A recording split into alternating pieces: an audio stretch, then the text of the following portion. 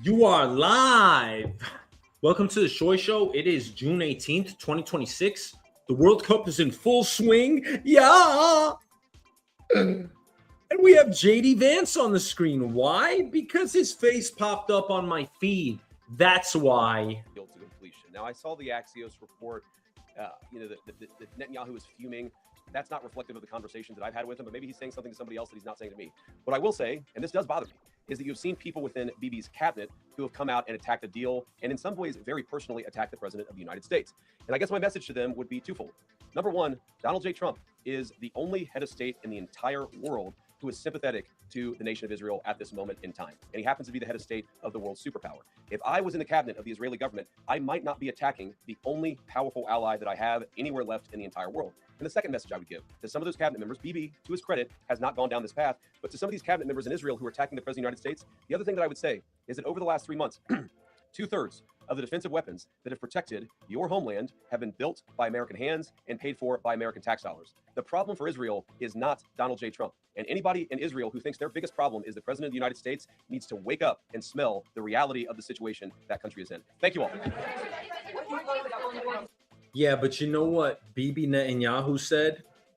Bibi Netanyahu. Benjamin Netanyahu. You know what he said? He said he doesn't give a shit. U.S. help or no U.S. help, he doesn't care. Israel's going to move forward with their agenda.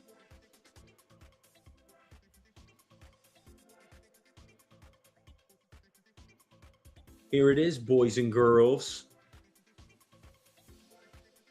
מאבק עדיין אותם, ואתגרים נוספים עוד לפנינו. ואלה דורשים מאיתנו קור רוח, עמידה נחושה על האינטרסים הביטחוניים שלנו. Keep our composure. בד בבד. We will stand firm on security interests. At the same time, maintain the important relationship with our American friends. שמירה על הקשר החשוב עם ידידינו האמריקנים, שלחמו לצידנו כתף אל כתף, ואנחנו מעריכים זאת מאוד. אנחנו נמשיך לנווט את דרכנו בתבונה ובשיקול דעת. לשמור על הישגי הממשלה, לשמור על הישגי המלחמה. אלה הישגים של עם ישראל כולו. כשם שהצגתי. Yeah, but you know what he's also saying? He's also saying that we will not leave as long as Israel's security arrangements are not in place. It is our obligation. It is a necessity that we safeguard Israel's interests. United States or no United States. And what does JD Vance say? Thank you for stepping up, JD Vance. Finally, you got a pair of balls over here. Finally, you grow a pair. You say what we're all thinking. Hey, nobody likes you, Israel. You're all alone on an island. So get smart over here. Stop disagreeing with the United States, because part of this peace deal with Iran is what? You have to stop bombing Lebanon. And if you don't, the attacks will resume. And oh, by the way, we're going to get into this memorandum of understanding.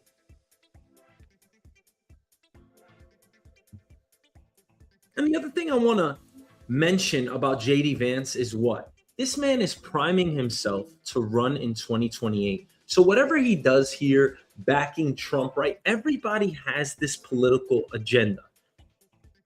And the only reason why they're dropping bombs is because they want to get paid.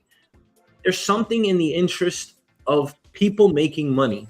We already know that. You just got to follow the money. Don't tell me it's a nuclear threat. It's weapons of mass destruction. You're going to make up whatever excuse you have to. You just want to get paid. Because I would think that most of the world's leaders could get together and steer a peaceful globe. Right? Why don't we just try to go colonize Mars collectively or something? I don't know. Why aren't we looking at space as the next frontier here? Instead, you just want to drop bombs on one another. So what I'm going to do is put my thinking cap on and say, yeah, this is just all about the money. It usually is.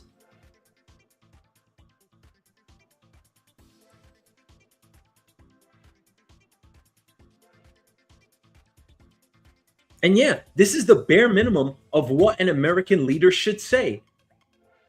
Who are you to attack us politically when we pay for everything and all of your wars? Israel, do you actually dare stand up? We are your spine. We are your backbone. We are your life support. Do you dare stand up to the rest of the world as if you could actually contend?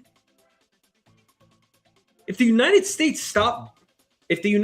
stops backing Israel, it is over, bar none.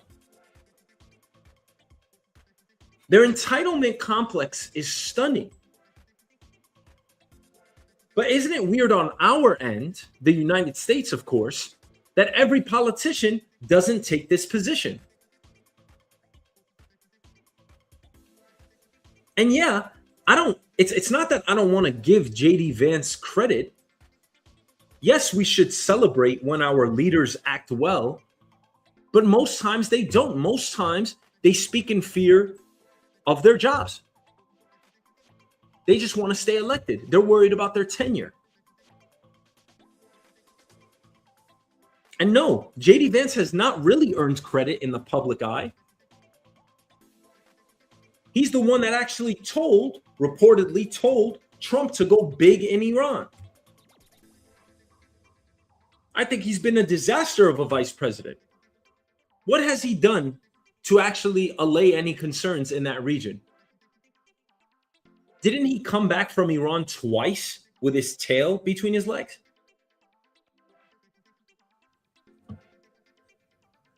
But I'll give him credit here, because finally, he's one of the few leaders in the United States that is actually stepping up and saying, yeah, Israel, you're out of your damn minds.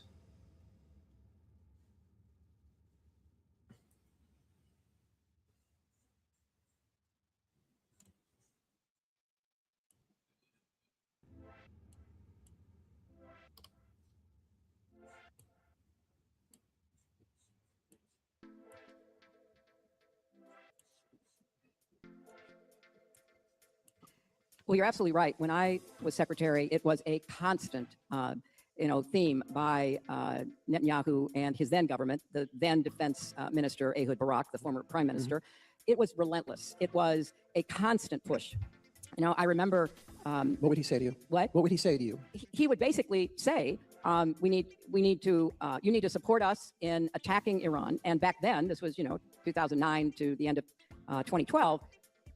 We had more capacity than Israel did on several fronts to do that.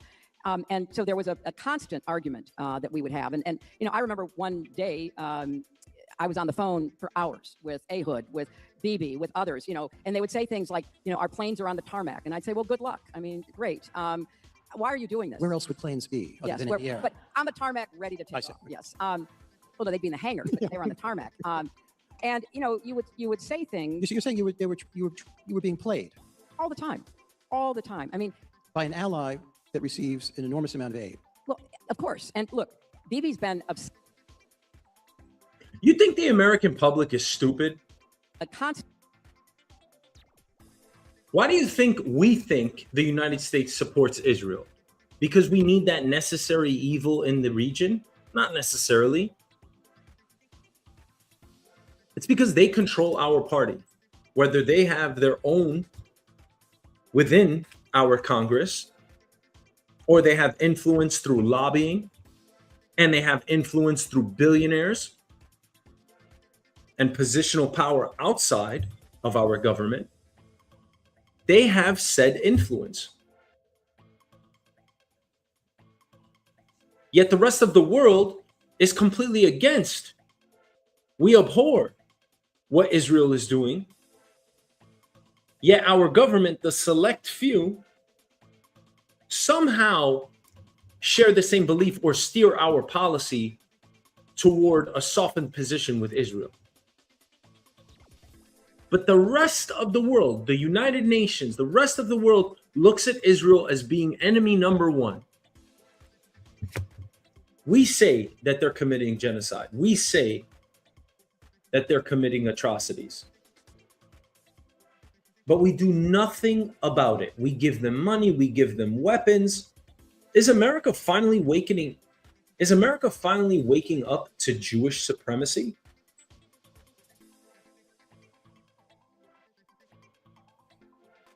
I mean, what are we trying to do here? Are we trying to remove the obviousness of subversion? Is this just theater? Are they playing both sides?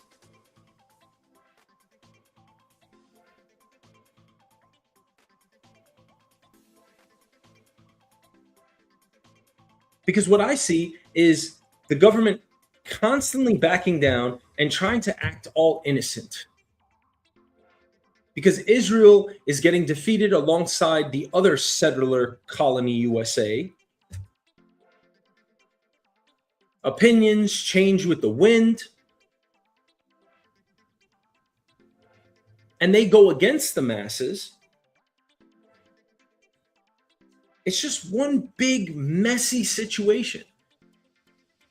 I mean, is the American empire actually dwindling here? I don't know. I mean, the only time we're ever going to know what's actually unraveling before us is when it's written in the history books. I'm trying to really understand why on earth we would be supporting Israel. Do you actually believe that American politicians are shifting their stance on Israel? I mean, we hear lies from the left and the right. Or are they finally succumbing to the idea that everyone knows what's going on with this propaganda coming out of Israel and everyone has turned their backs on them?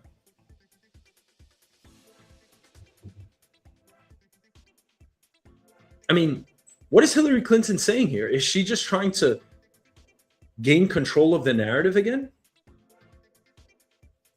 We have not forgiven anyone for the genocide. Yet you continue to deploy our tax dollars to that region.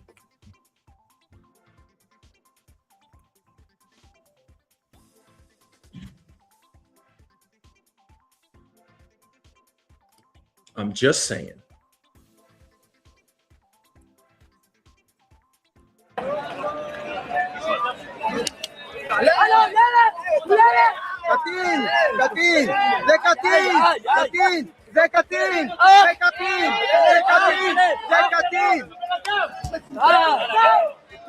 That kid is reportedly 14 years old. These are clashes breaking out in Israel between Orthodox Jews and Zionist authorities. Israeli police officers are seen lifting and throwing a child over a separation fence with shocking force. This is because thousands of Haredi Jews protest military conscription. What I see are grown men bullying a kid. And if you're gonna, treat him like that, just beat his ass, why don't you? Because this is shameless behavior.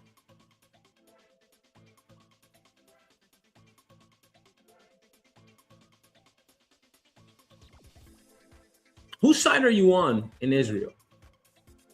Are you on the side of the Zionists? Most people are not. Are you on the side of the Orthodox Jews? Or are you against everyone in Israel that agrees with the perpetuation of destroying Gaza and eliminating a sovereign state for Palestine? That's what I am. Anybody that agrees with this war, that agrees with the genocide, I am against you. I don't care what you call yourself. You can call yourself a Teletubby. I don't give a shit. I hear it all the time. Israel is not a Jewish state. Israel is a Zionist state. I don't care what you call them. They are wrong. Big X on the map. For whoever, the people and the leaders, it doesn't matter who. Whoever agrees with this level of oppression and killing, there's a place for you in hell, baby. I mean, I don't judge anyone. I try not to judge. I leave that to God, but I know that God gave us a moral compass. God wants us to love one another. And I know that that could not possibly be the right way to live on this earth. Because pain and suffering matter. Whether you believe in a God or not, pain and suffering matter. And what you constantly repeat, the IDF being the most moral army of the world, I mean, that, how audacious is a statement such as that one? Do I blame all of the people repeating it? Not necessarily. I believe that they've been brainwashed. I believe that we must be cynics. You can't be a complete cynic, but we must question what's going on before us. If we don't, then people are going to take advantage of virtually every situation we're put in.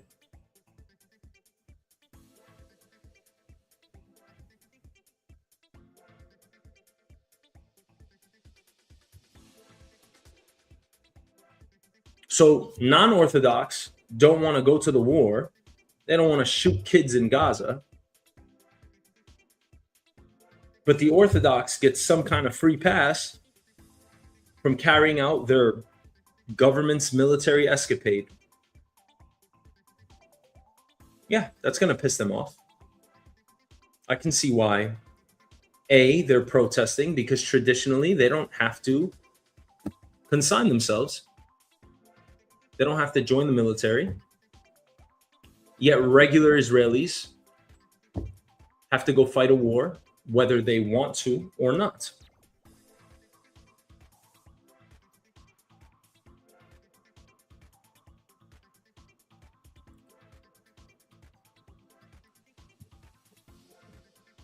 But last time I checked, the number one cause of child death on this earth is Israel and nothing else. I don't see children being killed anywhere by anything or anyone more on this earth than the leaders of Israel. That's just how it goes.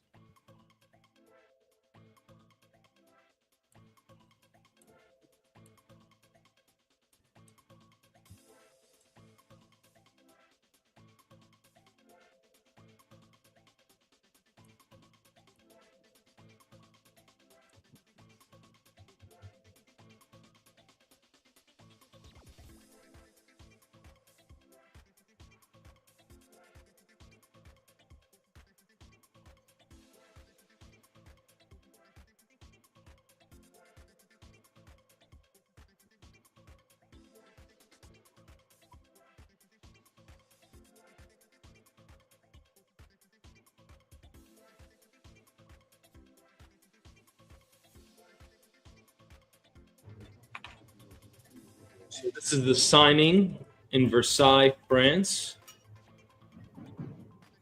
of the Memorandum of Understanding. Yes. Bravo.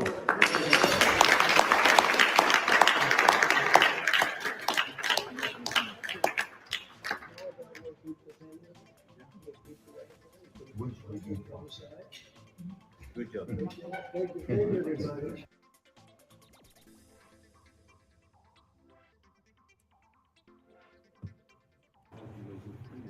I mean, at least we have something in place, right?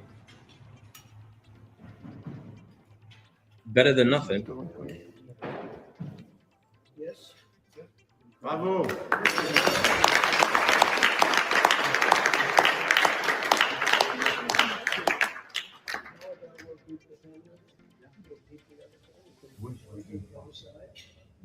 Good job. Great job. So that's our memorandum of understanding with Iran. And of course, this is a momentous occasion. Iran signed the copy virtually after receiving it from the United States. Of course, both sides claimed victory. That's how it usually goes.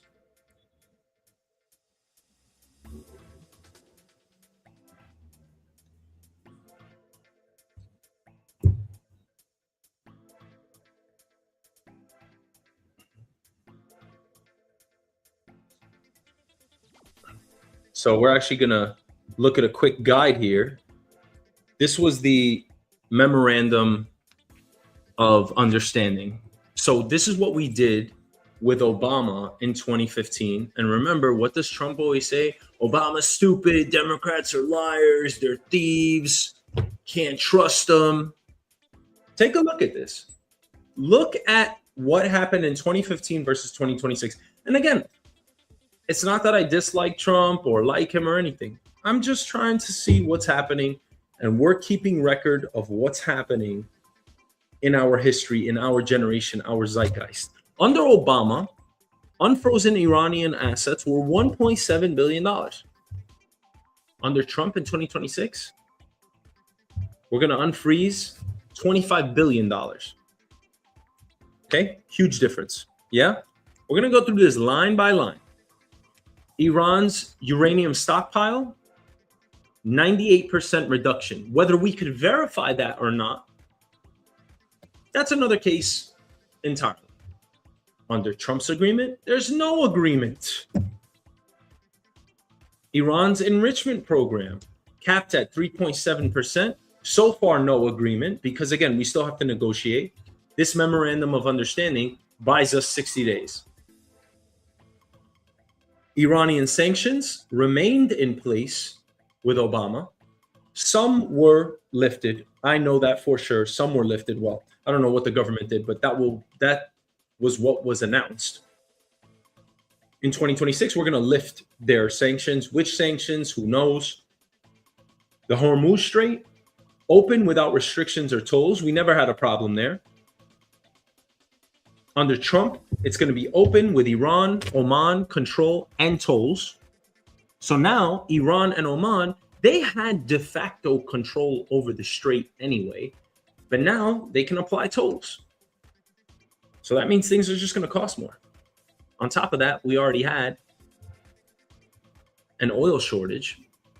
I'm sure at some point we'll have a supply glut, but that's why prices are higher for virtually everything right now, including gas.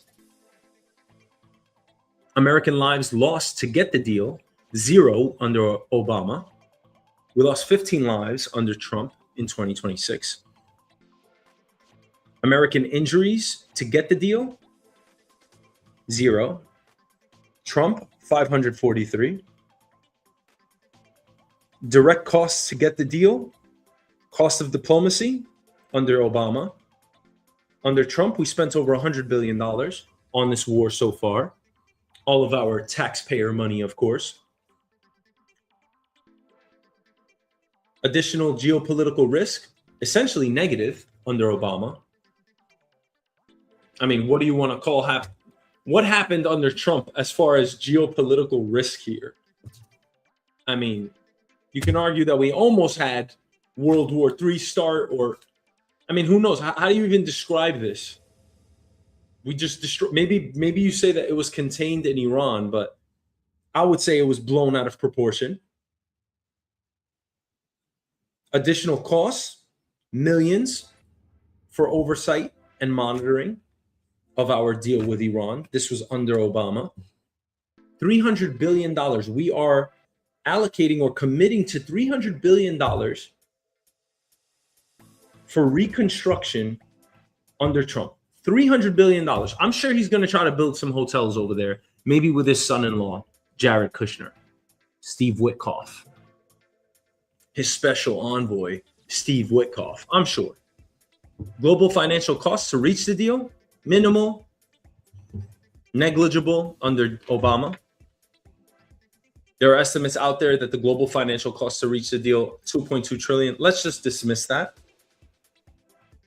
Effect on American wage growth. There are estimates. Under Obama, our deal was 0. This sets us back 1.5 years. And American weapons, our stockpiles. We didn't bomb Iran in 2015, but in 2026, we've depleted our stockpiles. Of course, Trump and the military do not say that. They say we have plenty of weaponry, but those are the differences. We're essentially giving Iran a commitment that we're going to provide them with $300 billion, not of taxpayer dollars, but guess what? The government always does stuff like that. This is not going to come from taxpayers.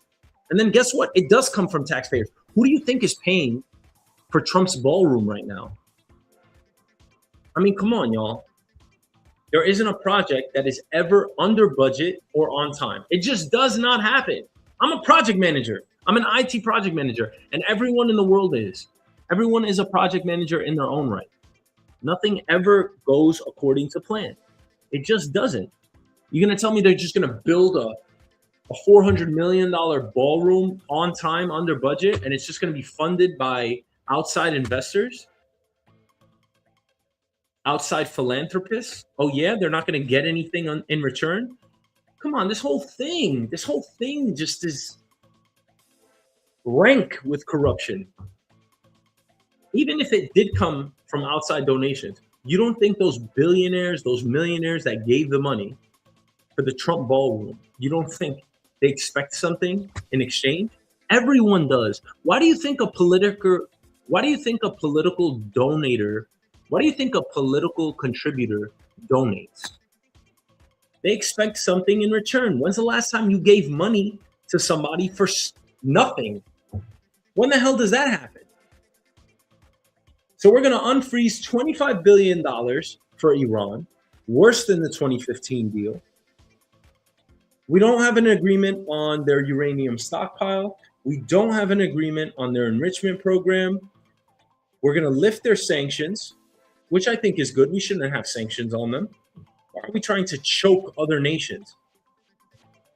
Now there may be tolls with Hormuz, like with the Strait of Hormuz. We're saying that they can control the tolls. We lost 15 American lives. We lost none in 2015. 543 Americans were injured. 0 were injured under Obama because he was a peacemaker, a true peacemaker. I'm not trying to nail Trump here, but I'm just looking at it, side by side here.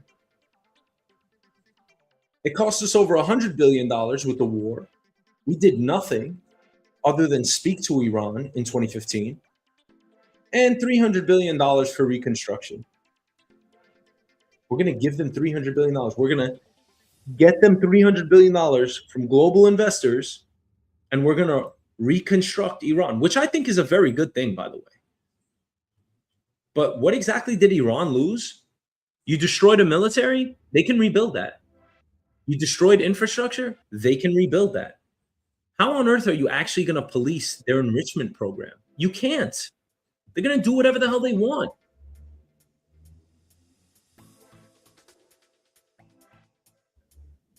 So I guess, congratulations, President Trump.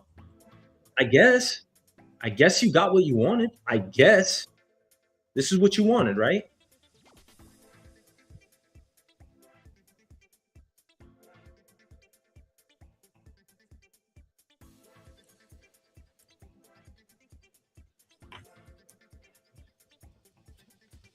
Much. Yo, what's up? We don't do no fucking camera. Hey. Fucking pushing. Hey. Out of here with that shit. Back up. I said, you with your camera. Get the fuck out of here with that shit. Who the fuck you work for? Bitch ass. Who the fuck you work for? Bitch, who you work for? Fuck you, nigga. Get the fuck out of here. Back up. Hey. Here with that shit. You won't get fucked up. I'm telling you, bro. Back up. Back up. Get the fuck out of here. Let me try to do snitch ass mother. Look at yourself in there. Hey. Take that shit somewhere else. Hey, why you mad at me? Keep it pushing. Why you mad at me? Take it over there somewhere else. I am. Yeah, you work for the fucking who you work for? By myself. All right, get out of here. Look, I just bought some Rolex. That's right. I just bought a Rolex. What's a Rolex? It's a fake one. It's a fake one. It's a fake one. Go to the fucking store and get the real one. Get the fuck out of here with your cameras. Snitch ass motherfuckers. But what the fuck is y'all here for? This is how the fuck we eat. That's how the fuck we eat. So get the fuck out of here. I'm leaving. So get the fuck out of here. Where you come from? You get the fuck out. Listen, man, let me tell you something, all right? I'm born and raised in New York. I'm from here. I'm going to speak for all New Yorkers right now. We don't give a shit about Canal Street. What is wrong with these people? You think you're cool? You think you're cleaning up New York? I guarantee you that this dude is not from New York. You think we give a shit? It's a joke in New York. You go to Canal Street and you get your fake shit, your fake Gucci, your fake Louis Vuitton. We don't care. No New Yorker cares. This person is trying to eat. This person is trying to live. They might be here illegally. They're selling shit and they're not saying it's real. Everybody knows it's fake. They know what they're buying. You're not going to buy a Louis Vuitton bag for $50. I don't understand what you're doing here other than trying to get views. And if that's your goal, mission accomplished. But I see these videos pop up all the time. And to me, this black dude, he's totally justified. Get the hell out of here. Nobody gives a shit. Nobody cares.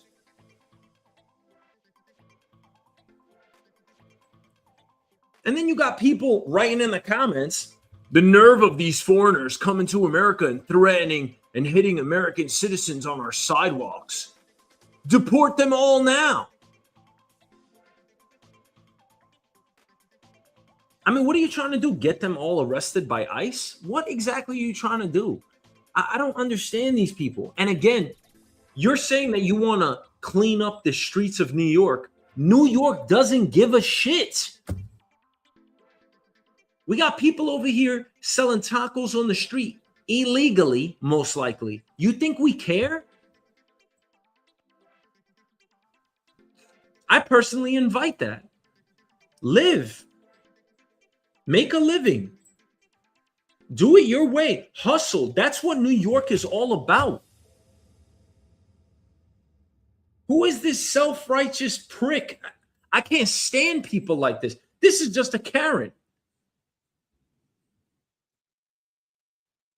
And everyone outside of New York, the thing that really plagues me, that really pisses me off is everyone outside of New York is going to agree with him. They're going to say, yeah, they're ruining our country. These Somalians, these Nigerians. This guy's doing nothing to hurt anyone.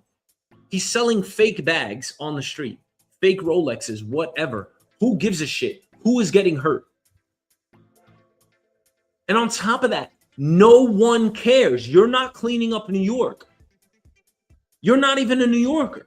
This fucking guy, this guy wants views.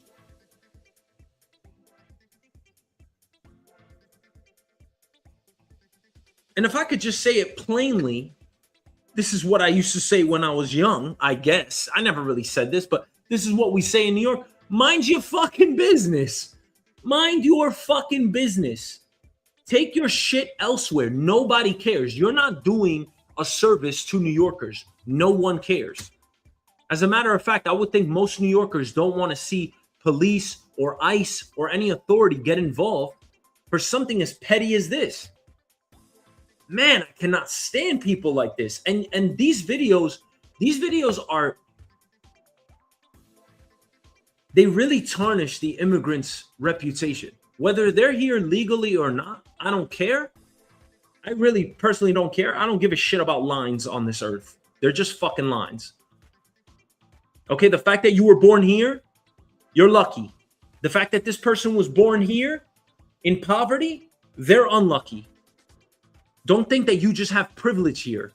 You are lucky. You are lucky to be born where you are born. You didn't earn anything.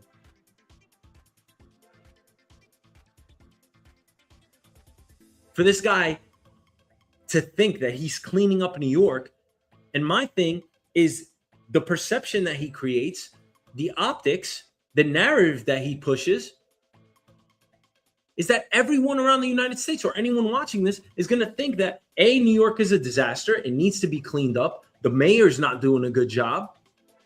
And these people should be reprimanded somehow. When in all likelihood, New York does not give a shit. We don't care.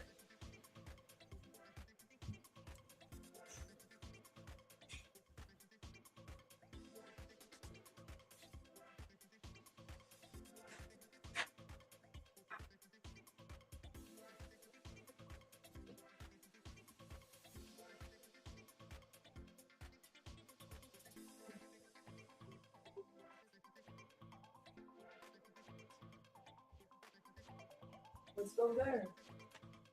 I'm recording, baby. What are you doing?